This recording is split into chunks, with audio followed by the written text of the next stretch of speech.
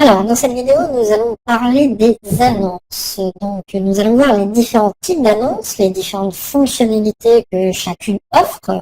Nous verrons également comment les utiliser et surtout pourquoi les utiliser. Alors, je vous propose directement d'aller voir un petit peu tout ça depuis AdWords et YouTube et de commencer tout d'abord par les différents types d'annonces. Alors, on l'a déjà un petit peu abordé avant, on a deux types d'annonces à disposition qu'on appelle in-stream et in-display.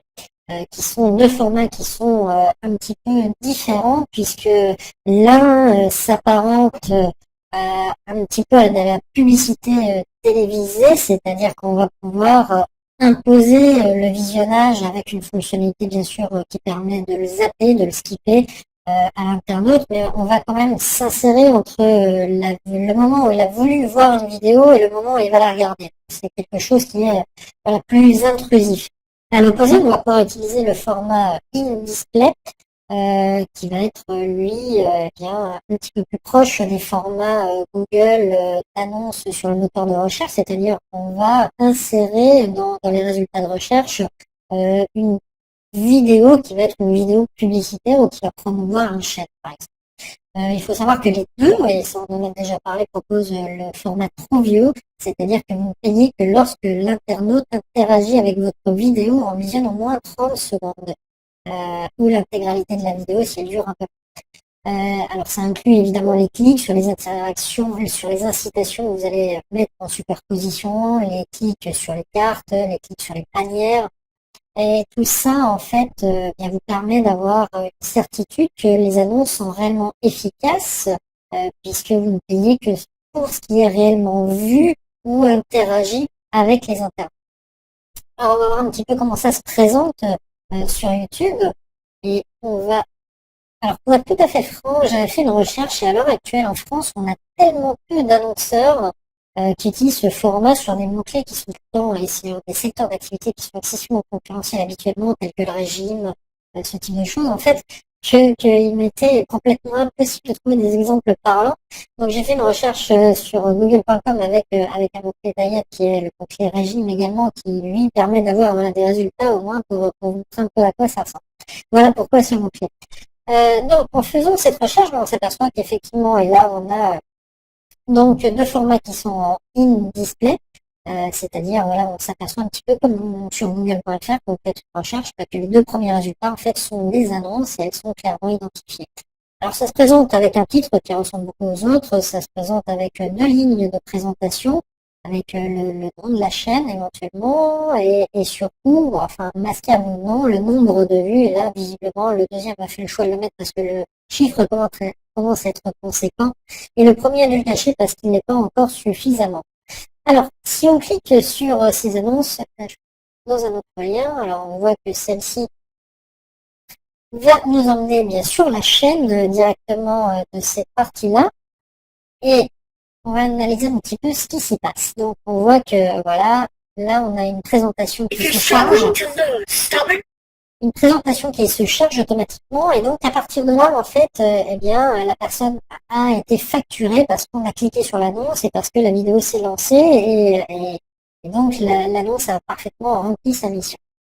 Donc là, on a une vidéo qui est très longue, a priori, puisqu'elle fait 48 minutes. Donc c'est vraiment une présentation exhaustive d'une activité. Voilà, donc ça permet bien en plus, en adjoignant ce qu'on a vu en fonctionnalité possible, de présenter et de mettre en avant certains types de contenus, et bien d'avoir vraiment quelque chose qui est convaincant pour les internautes, qui permet vraiment de nouer connaissance avec des gens qui étaient de parfaits inconnus et de leur présenter en fait votre travail. Éventuellement, vous allez pouvoir, en utilisant certains éléments, on va pouvoir les rediriger. On va voir si on a quelques formats. Alors là, ils ont surtout mis en avant, j'ai l'impression, beaucoup plus la fonctionnalité de vouloir générer des abonnés, puisqu'ils en ont déjà 188 000, mais on n'a pas vraiment d'autres appels à l'action. Dans la description, voilà, on n'a pas non plus de lien extérieur.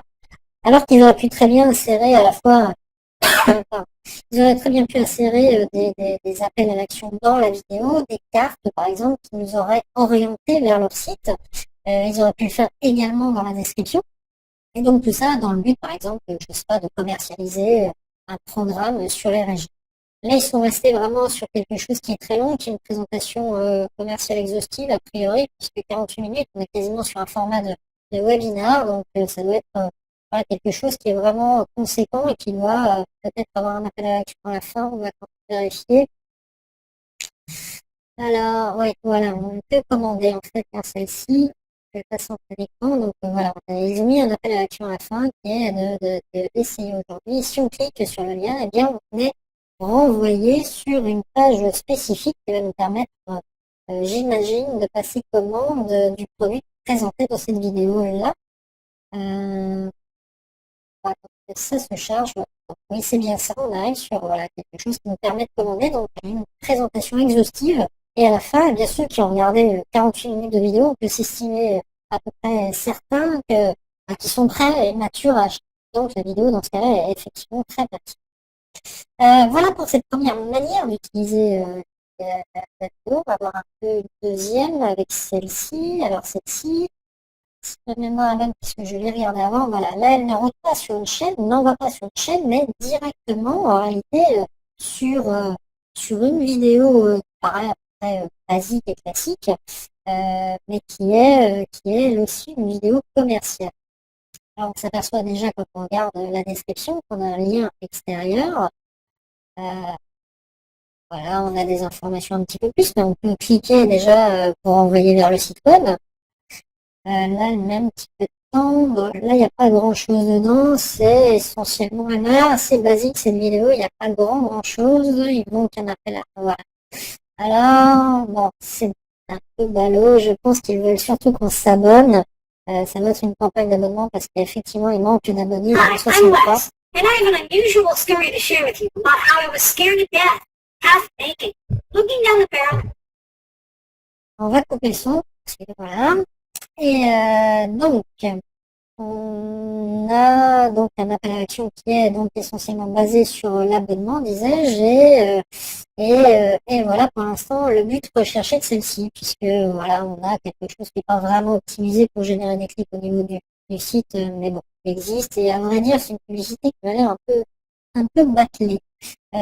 C'est vous dire si le potentiel est large, parce que si sur google.com, sur un mot-clé aussi compétitif, on a aussi peu de personnes qui bataillent et qui se permettent de faire des choses aussi peu optimisées, c'est qu'il y a vraiment des places à prendre. Voilà pour cette partie-là. Alors, on va essayer maintenant de trouver une publicité in-stream. Alors, la publicité in-stream, rappelez-vous, c'est quelque chose qui va s'insérer dans le contenu. Et celle-ci de mémoire en a une. Là, on aperçoit, voilà, alors, on va avoir un peu de son. J'espère que ça va être ça, voilà, exactement. Donc, on voit qu'il y a une publicité qui s'est lancée, qu'on peut la zapper, on peut l'ignorer, mais qui avait un délai de 5 secondes. On voit également qu'il y a un lien vers l'extérieur. Et là, en fait, elle a été totalement chargée et on passe à notre contenu maintenant. Donc voilà ce qu'est une publicité in-stream, c'est quelque chose qui vient s'intercaler. Et pour résumer un petit peu la différence entre les deux, celle qui est vraiment fondamentale, c'est que vous devez, dans les publicités in-stream, tout comme dans ce dernier exemple que je viens de vous montrer, utiliser des formats courts. Parce que quelqu'un qui s'attend à regarder une vidéo, qui a cliqué sur un lien dans l'espoir de voir son programme, il n'est pas prêt à attendre 1 minute ou 2 minutes de vidéo et ça va pas vous permettre voilà, d'avoir de bons résultats. Si vous avez vraiment envie et besoin de développer un argumentaire ou une présentation beaucoup plus longue, ce que vous devez utiliser, c'est le format in-display qu'on a vu, donc qui nous permet voilà, d'envoyer sur une page et de paramétrer pour que les nouveaux visiteurs voient un contenu qui leur soit adapté avec des appels à l'action très forts. Vous allez avoir le temps et les moyens de cibler plus largement les internautes. Voilà pour ces deux formats, voilà comment on les sélectionne, voilà comment on les utilise. Et encore une fois, vous voyez qu'il y a vraiment énormément de place à prendre sur ces annonces-là et il y a très très peu de concurrence, mais ça ne va pas durer.